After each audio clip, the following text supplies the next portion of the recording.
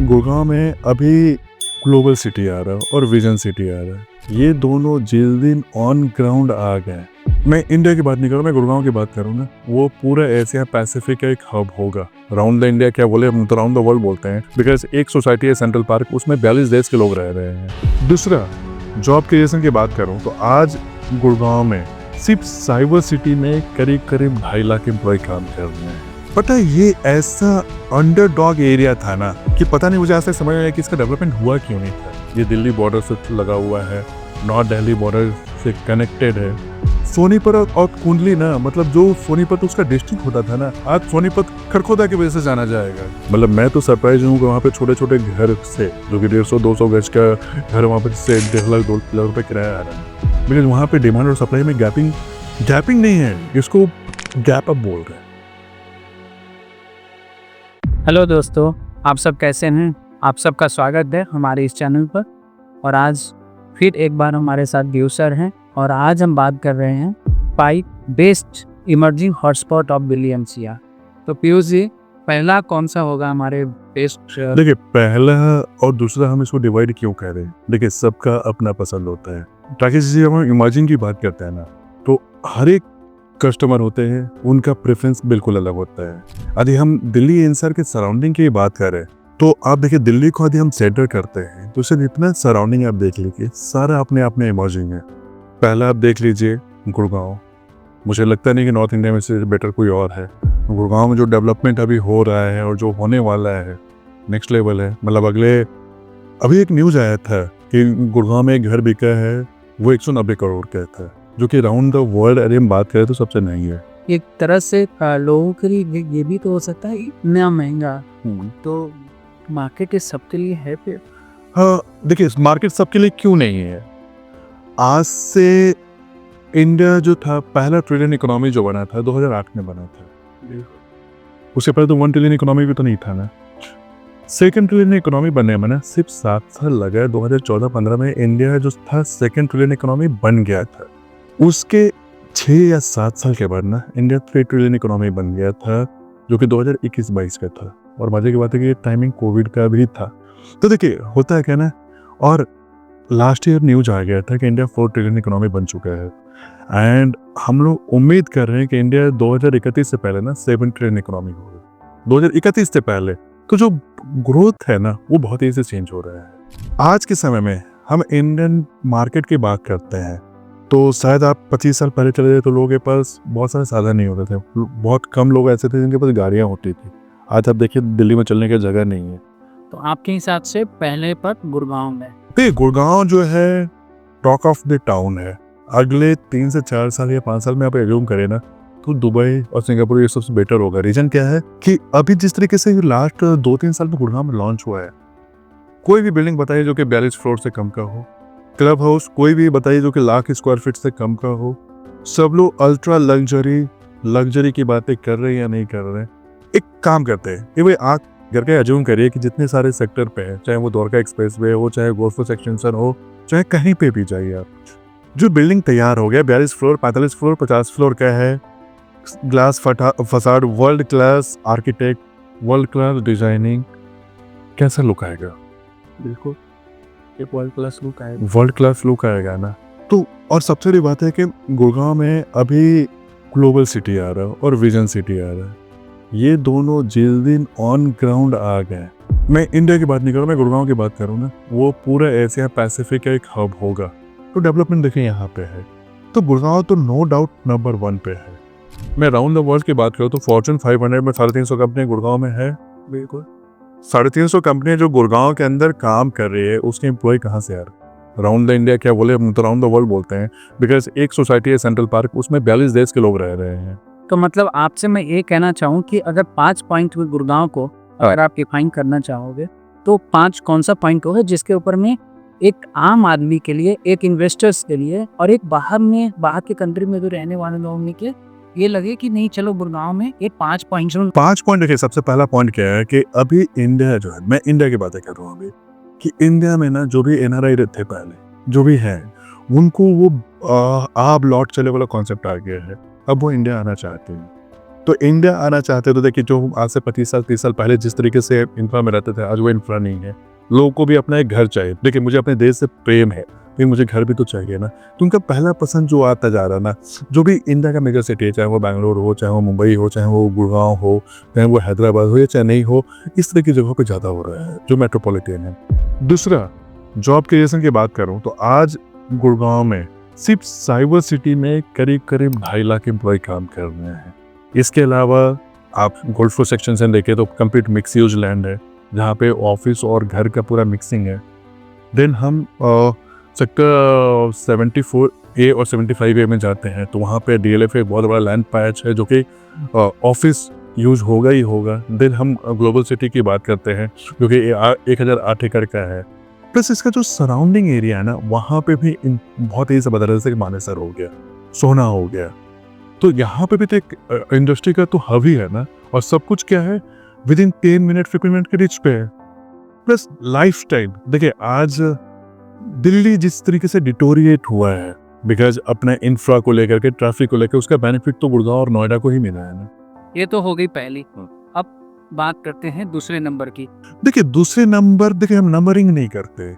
Numbering करना ना वो सही नहीं है। मैं बिल्कुल आपसे मैं सहमत हूँ, बट मतलब हम एज ए अगर प्रसिद्धि रियलिटी सॉल्यूशंस, अगर हम एज ए इन्वेस्टर्स को बहुत सारे हमारे थ्रू इन्वेस्ट करते हैं, तो अगर दिल्ली NCR की बात करें तो हमारी जैसे ऑब्वियसली गुड़गांव को, जैसा आपने भी बताया, और गुड़गांव के बारे में है भी कि एक प्रीमियम और एक सिटी के तौर पे उनको देखा जाए। ये प्रीमियम सिटी डेवलप हो गया है, बिल्कुल प्रीमियम हो गया। अच्छा, हम दूसरे के नंबर पे कैटेगराइज करें तो देखिए जेवर का एरिया है जो यमुना एक्सप्रेसवे वाला है। यमुना एक्सप्रेसवे देखिए एक कंप्लीट प्लान्ड सिटी बनाया गया है। जब से जेवर एयरपोर्ट आया है तो जेवर एयरपोर्ट सिर्फ एक जेवर एयरपोर्ट ही नहीं है, उसके साथ साथ बहुत सारी चीज़ें और आ रही है। जैसे कि यहाँ पे जो total Yamuna expressway I guess 2800 hectare ज़मीन है जो कि एक्वायर हुआ है। इसमें 20% पे आपका इंडस्ट्रियल एरिया है, तो 20% पे रेजिडेंस है, तो फिर ट्रांसपोर्टेशन हब है, तो बहुत सारी चीज़ों को मिक्सिंग किया गया है। जेवर एयरपोर्ट के बारे में कहा जा रहा है वो एशिया का सबसे बड़ा एयरपोर्ट होगा। बिल्कुल, एशिया का सबसे बड़ा एयरपोर्ट हो रहा है। आज इंडिया ना बहुत तेज़ी से बदल रहा है। जब इंडिया तेज़ी से बदल रहा है तो इंडिया को वो नहीं बदल पाने का रीज़न क्या था? यहाँ पे इंफ्रा नहीं था। आज देखिए हर एक जगह रोड से कनेक्टिविटी हो रहा है या नहीं हो रहा है, रेल से कनेक्टिविटी है या नहीं है। पहले जहाँ पे 70-75 एयरपोर्ट होते थे, आज 150 के करीब एयरपोर्ट होने वाले हैं। अगले 5 साल 10 साल में चीज़ें और बदलेगा। तो हम लोग जब छोटे थे ना तो हमेशा सुनते थे यार US में ना हर एक आदमी हवाई जहाज से ही चलता है। अब वो चीज़ यहाँ पे भी हो रहा है। अब छोटे छोटे जगहों पे जाए ना, जो कि Tier 3 Tier 4 टाइप के सिटीज़ हैं, हाँ, वहाँ पे भी एयरपोर्ट बन रहा है। मतलब दे आर पैक, उनके जो पैसेंजर्स कैपेसिटी है वो बहुत ज़्यादा है। बिल्कुल सही है। तो उसका इम्पैक्ट क्या हो रहा है कि वो डेवलपमेंट पे तो आएगा ना। प्लस यमुना एक्सप्रेसवे की बात करें तो वहाँ पे सब कुछ बहुत ही प्लान वे में है। लाइक इंडस्ट्री भी है, काफ़ी तेज़ी से चेंज हो रहा है। वहाँ पे इंडस्ट्री बहुत तेज़ी से आ रहे हैं। फिल्म सिटी है, जेवर एयरपोर्ट है, नाइट सफारी है, Formula 1 ट्रैक है। और सबसे बड़ी बात क्या है ना कि जो हम आज के समय में ना मेजर जो इन्वेस्टर आ रहे हैं ना यमुना एक्सप्रेसवे पे, वो बिहार और यूपी वाले हैं। उनको ये लगता है कि मेरा ये अपना है, तो एक जो लैंग्वेज टच आता है ना, वो भी कनेक्शन से उनका कनेक्शन है। अभी आप उनको बोलिए कि आप यहाँ हो तो वो प्रेफर नहीं करते, उनको ये लगता है कि ना ये तो मेरा है। तो यमुना एक्सप्रेसवे, जेवर एयरपोर्ट और बहुत तेजी से बदला है, बहुत तेजी से बदला है। अगर ये बात हो गई पहले की, दूसरे की, तीसरे नंबर पर देखिए, गुड़गांव से सटा हुआ एक जगह है सोना। हम सोना को अंडरस्टिमेट क्यों कर रहे हैं? आज गुड़गांव में आपके पास 4 करोड़ रुपये है तो आपको चीज़ें ढंग का नहीं मिलता है। जब चीज़ें आपको ढंग का नहीं मिल रहा है लेकिन आपको चाहिए ना, तो आप क्या करेंगे? नियर बाई के एरिया देखिए, नियर बाई एरिया। तो गुड़गांव के सबसे नियर बाई एरिया कौन सा है? सोना ऑब्वियसली। सोना है ना। सोना को आजकल लोग सोना नहीं बोलते, उसको साउथ ऑफ गुड़गांव बोलते हैं। साउथ ऑफ गुड़गांव बोल रहे हैं बिकॉज हमें क्या है कि गुड़गांव में चीज़ें नहीं मिल रहा है। भाई मुझे 15 मिनट के तो ड्राइव पे है ना, हम कि बहुत दूर तो नहीं है, तो हम 15 मिनट में सोना पहुंच गए। वहाँ पे IMT सोना ऑलरेडी है। आपको शायद एक चीज़ मैं ये बता दूं कि IMT सोना में ना 178 एकड़ का लिथियम का फैक्ट्री लग चुका है। वो सारे 1500 एकड़ में ना पूरा डेडिकेट किया हुआ है कि 400 एकड़ जो है आपका इलेक्ट्रॉनिक के लिए, बाकी और चीज़ों की डेडिकेट किया हुआ है। उसमें 178 एकड़ तो सिर्फ लिथियम का है, जो कि आप कार का और बाइक का जो बैटरी बन रहा है, इलेक्ट्रॉनिक व्हीकल्स कुछ है। बिल्कुल है। जो हम सोना की बात करते हैं तो टोटल 36 सेक्टर में डिवाइड है। 36 में 10 सेक्टर जो है ना प्योर रेसिडेंशियल है। और वहाँ पे देखिए हम डिमांड और सप्लाई की बात कर रहे हैं कि डिमांड बहुत ज़्यादा गुड़गांव में आ गया है। एक है कि आपने बताया था कि नॉर्मल लोगों के लिए, तो भाई यहाँ पे जेब अलाउ नहीं करता। भाई 5 करोड़ आपके पास है, आपको ढंग की चीज़ें नहीं मिल रहा, तो आप कहाँ जाएंगे? लेकिन रहना गुड़गांव में ही है, गुड़गांव में ही रहना है, तो गुड़गांव के आसपास तो सोना है, एक नंबर सोना है, तो सोना तो एक बहुत तेज़ी से चेंज हुआ है, बहुत तेज़ी से चेंज हुआ है। लेकिन अब जैसे कहा कहते हैं गांव में ना फ्लैट्स ना हर लोगों के रीच में नहीं रहा, तो क्या आपके अनुसार में फ्लैट्स में रीच अगर नहीं रहा तो फ्लोर्स में अगर जाना चाहते? प्लॉट ही क्यों, सोना के अंदर फ्लैट भी आ रहा है, अपार्टमेंट भी आ रहा है, फ्लोर भी आ रहा है, सब कुछ है, सब कुछ है। देखिए हमें तो मतलब है कि रियल एस्टेट के अंदर जाना है। रियल एस्टेट में आपके पास क्या क्या होता है, प्लॉट आ गया। लेकिन अगर देखेंगे तो भारतीय के ना आम दिमाग में जैसे आज भी फ्लैट्स का चलन वो बहुत है, बट एक प्लॉट्स ना बहुत ज्यादा तो कनेक्ट। सोना में प्लॉट भी है ना, जो गुड़गांव में आपको 3 लाख रुपए से नीचे कुछ भी नहीं मिल रहा है, वहाँ पे आपको 70,000 से लेकर के 2.5 लाख के रेंज में आपको पूरा मतलब मिल रहा है। मतलब 70,000 से शुरू होकर के 2.5 लाख के रेंज में जा रहा है, तो सोने में चीज़ें अवेलेबल है।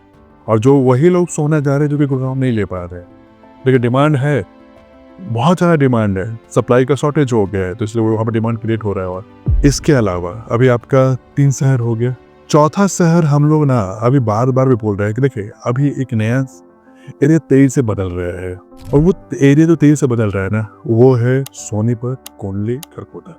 ये तीनों को हम एक में काउंट कर रहे हैं।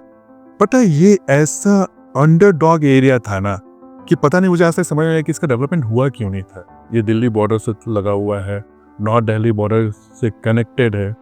आप दिल्ली का जो नॉर्थ एरिया है, आप जहांगीरपुर चले जाइए, रोहिणी चले जाइए, वहाँ सारा के डिस्टेंस पे है, बट वो डेवलप ही नहीं हो पा रहा था। सबसे बड़ी बात क्या है कि देखिए वो दिल्ली के पास में है, डेवलप नहीं हो पा रहा था, प्रॉपर्टी का प्राइसिंग नहीं बढ़ रहा था। मजे की बात है कि जो उसके नियर बाई एरिया थे, लाइक वो पानीपत हो गया, रोहतक हो गया, वहां से भी सस्ता था, लेकिन ये था, अब नहीं है।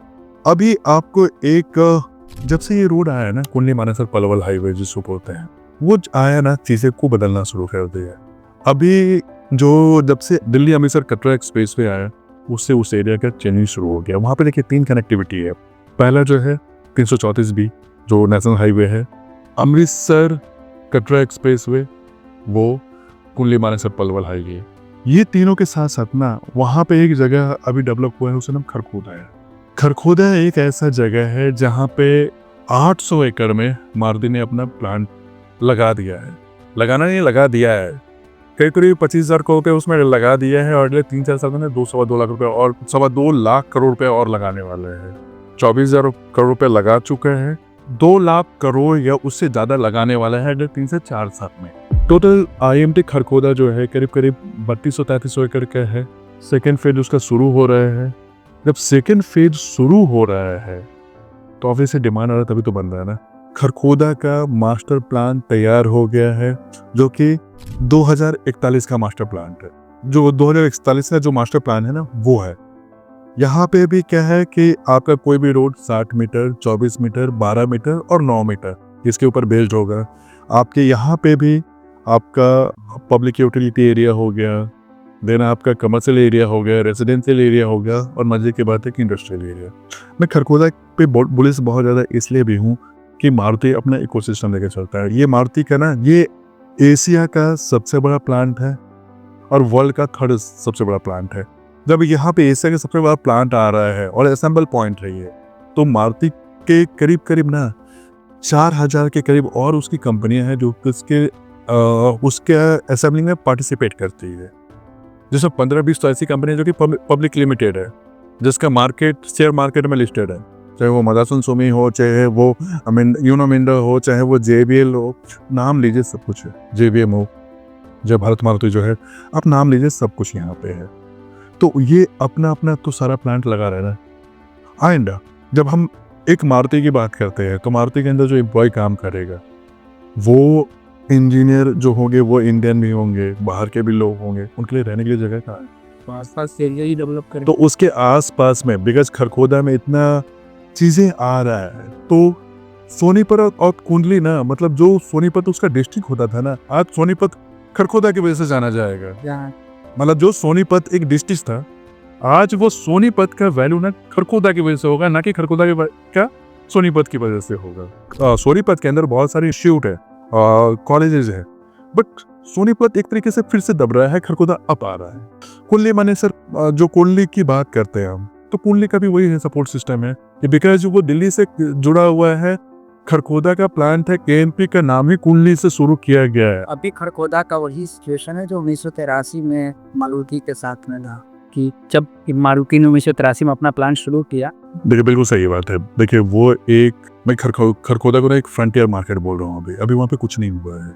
वहाँ तो ये है कि बस आप ले करके चीज़ों को छोड़ दीजिए, थोड़ा सा टाइम दीजिए, चीज़ें इस तरीके से बदलेगा ना कि आप सोच नहीं सकते हैं।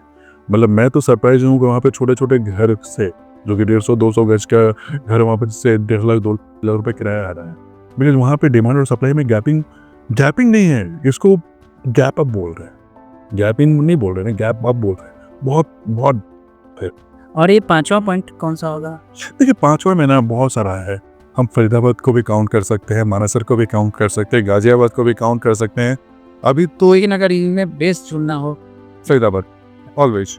क्यों?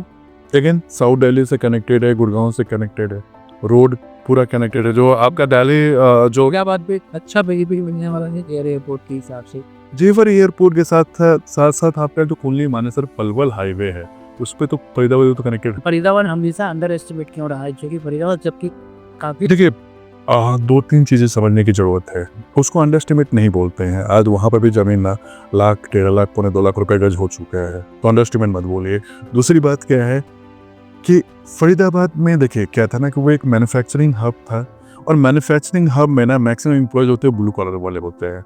गुड़गांव का प्लस पॉइंट कहता है कि यहाँ पे जो एम्प्लॉय है वाइट कॉलर वाले हैं। तो देखिए होता है कि जिस तरीके से आपका इनकम होगा ना, जो चीज़ों का डेवलपमेंट होता है उसके अकॉर्डिंग होता है। आज आप गुड़गांव में एक नॉर्मल फ्लैट भी लेते हैं, 1 BHK लेने जाते हैं तो 25 से 30 हज़ार रुपये का किराया आता है। बाकी लोगों का सैलरी 25 से 30 हज़ार रुपये होता है जो ब्लू कलर वाले होते हैं।